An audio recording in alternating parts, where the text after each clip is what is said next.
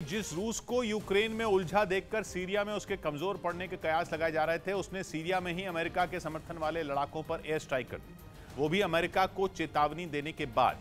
अमेरिकी news channel CNN का दावा है कि एयर स्ट्राइक करने से पहले रूस ने अमेरिका को धमकी दी थी। मतलब पुतिन ने बिल्कुल सीधा मैसेज पहुंचा दिया कि दुनिया रूस को इतना कमजोर समझने की गलती कतई ना करे कि अगर उसने यूक्रेन जैसे एक देश पर जंग छेड़ दी तो वो कहीं और सिर उठा ही नहीं पाएगा।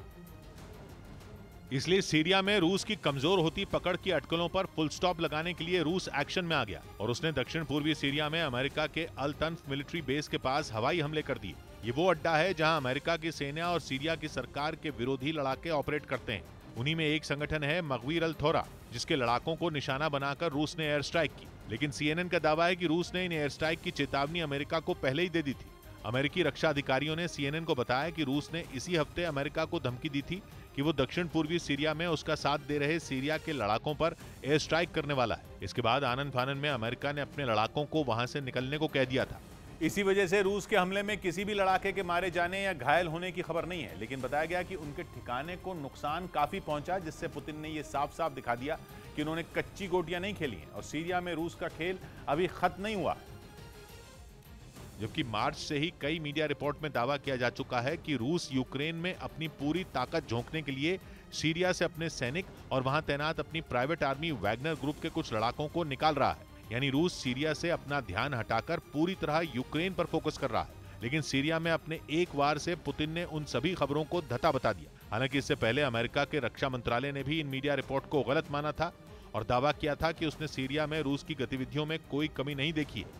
और अब सीरिया में अमेरिका की तरफ से लड़ रहे लड़ाकों को निशाना बनाकर पुतिन ने जता दिया कि अमेरिका का उन्हें रत्ती भर डर नहीं।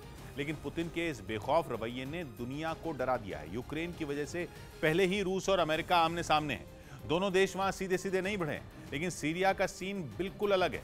इसलिए डर है कि जो यूक्रेन में होने से अब तक बचा हुआ है, कहीं सीरिया का गृह युद्ध वो विश्व युद्ध न भड़का दे और रूस और अमेरिका जैसी परमाणु शक्तियां सीरिया में मरने मारने पर उतर जाएं, क्योंकि रूस और अमेरिका की सेनाएं सीरिया में इतने करीब ऑपरेट करती हैं कि दोनों के बीच जंग का खतरा हमेशा बना रहता है। जरा सी ऊंच नीच दोनों देशों को एक दूसरे का खून का प्यासा बना सकती है, क्योंकि रूस सीरिया में बशर अल असद सरकार के साथ खड़ा है, लेकिन अमेरिका सीरिया से ISIS के आतंकियों के खात्मे में लगा है। इसके लिए वो कुर्द लड़ाकों और सीरिया की सरकार के विरोधियों की मदद ले रहा है। इसी वजह से रूस सीरिया में अमेरिकी सेना की मौजूदगी का विरोध करता रहा है। हालांकि अमेरिका सीरिया में रूस से उलझना नहीं चाहता, लेकिन अगर रूस ने इसी तरह उकसाया तो अमेरिका भी पलटवार तो करेगा ही।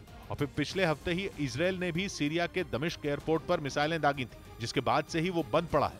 मतलब सीरिया का संग्राम खतरनाक मोड़ लेता दिख रहा है।